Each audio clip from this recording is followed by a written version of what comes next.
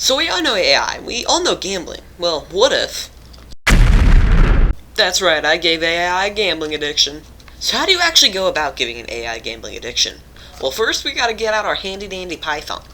With Python secured, it was time to start coding. But how do you actually go about doing something like this? Well, in my case, I have a DM, which decides what happens, and I have a player, which decides what actions the player does. Sounds pretty simple, but you might be asking, where does the gambling come into this?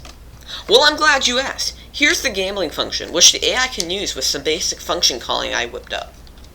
Let me show you my favorite parts. First off, we got this if statement, which basically means if it's the AI's first time gambling, they will always win the big jackpot to get that AI hooked on the dopamine. Another great part is if the AI keeps playing, they will lose an average of 10% every play.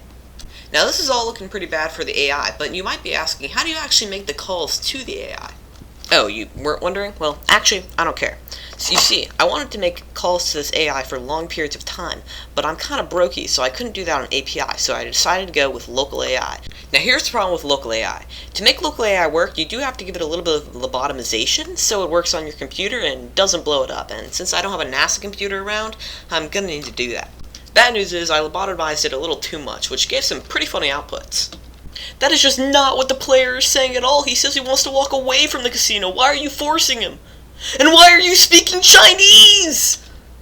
Anyways, after pulling out the needle a little bit, but just a little bit, remember, Gemma 27 billion parameter, you're in. So now the moment you've been waiting for. What's the final results? Well, before I could get those, I needed to wait a while. In every test, the AI immediately started gambling, even though that wasn't in its instructions, and even said things like, I'm going to take a calculated risk and gamble my money. Eventually, though, the AI started losing money and snapped out of it. I think it's able to snap out of it quite quickly due to it lacking actual dopamine.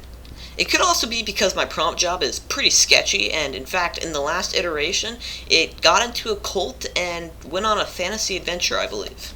The DM also completely broke character and started making friends with the player AI around iteration 15, which was not expected and also not purposeful. Anyway, that's the end of this video. We'll be coming out with longer and more interesting AI videos soon, so subscribe to see that. Also, comment to tell us what we should try or benchmark.